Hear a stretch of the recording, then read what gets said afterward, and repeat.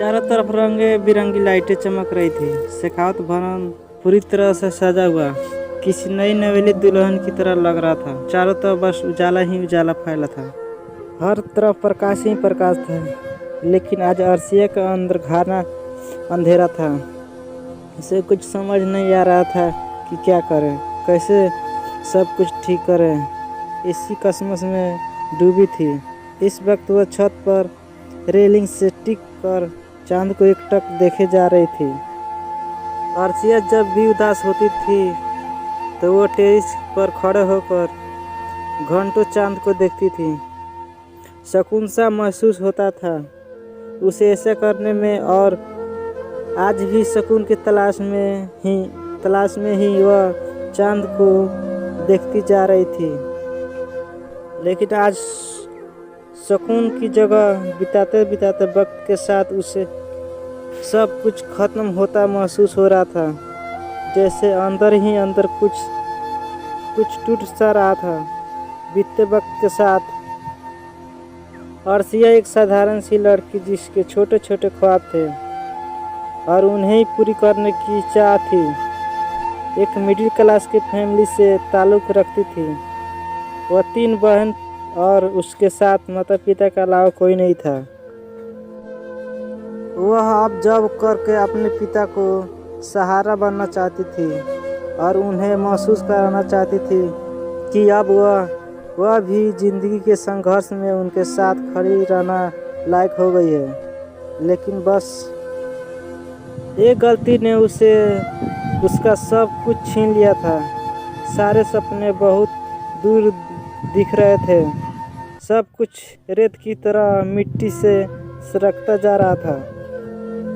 वह कभी अपनी किस्मत को कोसती तो कभी उस पल को जिस वक्त वह उस अजनबी से टकराई थी। अर्शिया अपने ही सोच में गुम थी कि किसने उसके कंधे पर हाथ रखा। वह चौंक कर पीछे मुड़ी। एक लंबा चौड़ा मजबूत वजूद वाला शख्स उसके सामने खड़ा था, जिसके चेहरे पे बेहद गुस्सा था। वह नाराजगी से उसे देख रहा था। तुम यहाँ इतनी रात को क्यों आई हो? तुम्हें आराम करना चाहिए, यह घबराती हुई हेलो से बोली और फिर इधर उधर देखने लगी। कभी ना डरने वाली वह बेहद डरी हुई नजर आ रही थी। मुझे आराम करना चाहिए। जब से मैं यहाँ आई हूँ मेरा चैन ही खो गया है। सब कुछ उलट पुलट हो गया है। तुमसे मिलना मेरी ज़िंदगी की सबसे बड़ी गलती महसूस हो रही है, मुझे यह गुस्से से घूरते हुए बोला। तो मैं क्या करूं? गलती तुम्हारी थी।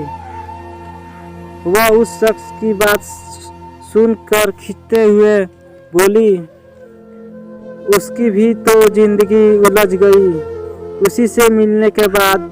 फिर वह उससे क्यों सुन रहा है जैसे उसने अकेले ही सब कुछ किया हो ना। उसे बदला लेने की सोचता ना ही है। यह सब होता है कितनी बेइज्जती हुई। उसके परिवार वाले कभी जो नज़र उठाकर देखते भी नहीं थे, वह आँख में आँख डालकर सवाल कर रहे थे। देखो, मैं मानता हूँ मेरी गलती थी, लेकिन पहले तुमने मेरे साथ गलत किया था। अगर तुम मुझसे उलझते ही ना तो मैं ऐसा कुछ करने के बारे में भी सोचता ही नहीं। अब जब दोनों की गलती है तो हमें दोनों को ही सुधारना भी होगा। यह रिश्ते नहीं हो सकता। तुम कुछ भी कर मना कर दो। वह बेहद नर्म लफ्ज़ में अर्शिया का हाथ अपने हाथ में लेता हुआ बोला। वह कुछ बोलने की बजाय उस शख्स को देखने लगी। कितनी आसानी से बोल दिया मना कर दो। अगर उसके बस में होता तो क्या यह सब होने देती? रोकती नहीं। वह एक टक जैन को देखते हुए सोचने लगी।